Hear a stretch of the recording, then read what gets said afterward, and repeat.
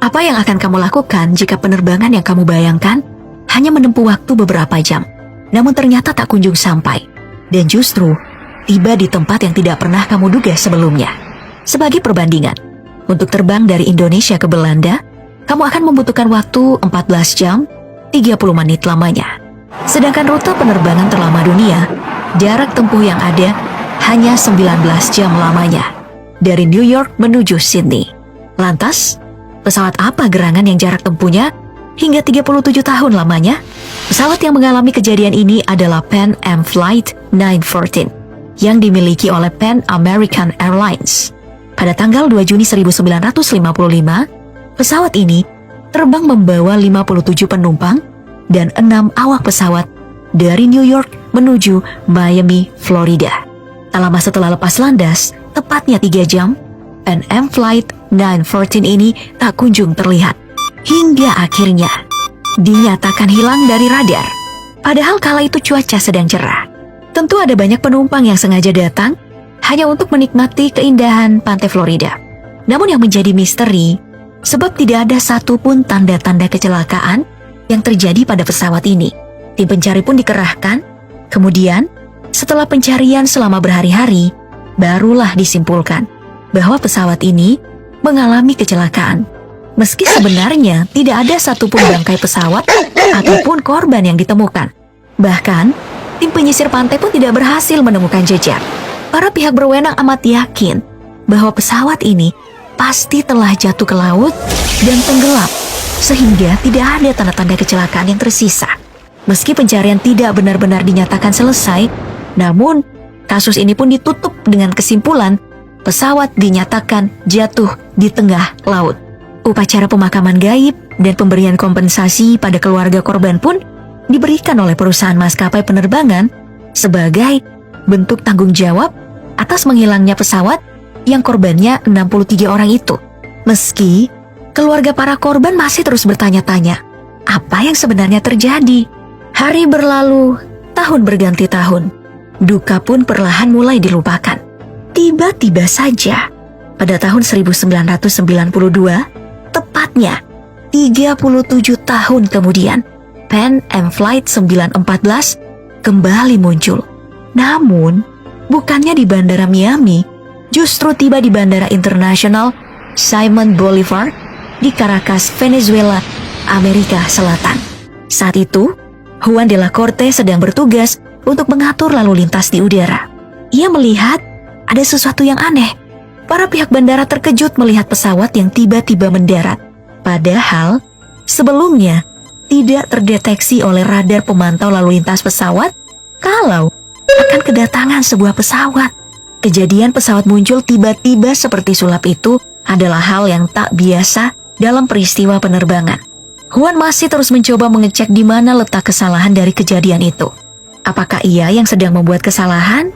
Namun setelah dicek, ia benar-benar yakin tidak ada kesalahan dalam sistemnya. Semua berjalan lancar sebagaimana mestinya. Pihak bandara hanya mendengar percakapan antara pilot dan kopilotnya melalui sinyal radio.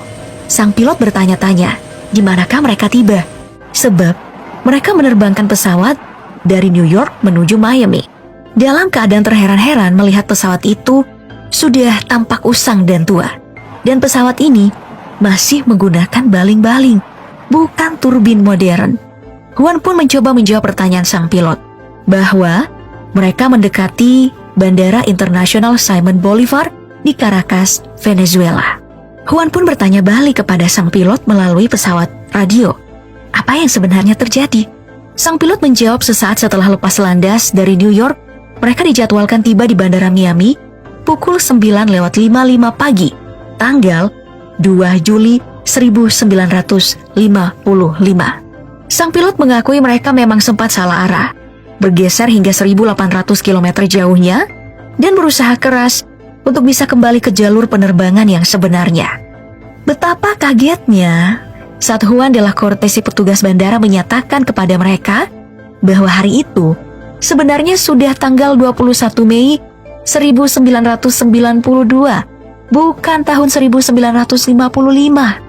Sang petugas bandara pun meminta sang pilot untuk menurunkan para penumpangnya terlebih dahulu dari pesawat untuk transit sementara waktu dan agar lebih mudah terkontrol. Juan yang masih dalam keadaan kaget mencoba menenangkan diri. Ia pikir sang pilot sedang bercanda berkata seperti itu, atau malah berhalusinasi. Namun, sang pilot justru menolak tawaran itu.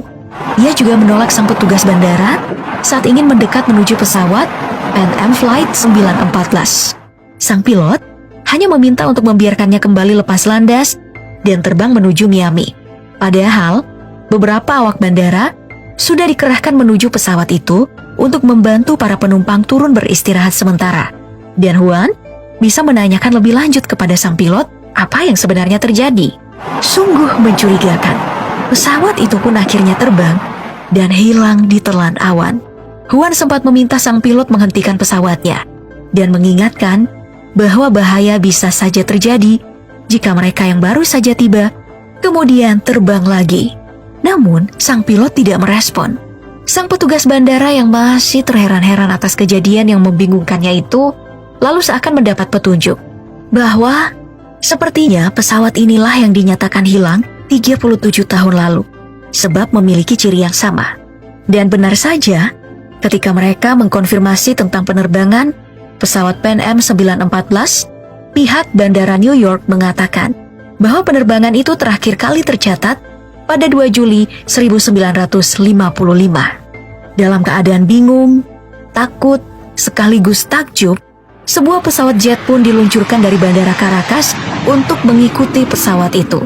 Juan terus melakukan koordinasi untuk mengawal pesawat misterius itu. Dan hanya butuh waktu beberapa jam, ternyata pesawat itu benar-benar telah tiba di Miami. Yang lebih bikin merinding lagi, sebab saat tiba di Miami, para penumpang mulai turun satu persatu, dan mereka masih terlihat sama. Ketika dinyatakan hilang, selama 37 tahun, tak satu pun dari penumpang serta awak pesawat yang terlihat menua. Kisah ini begitu cepat menyebar di seantero dunia,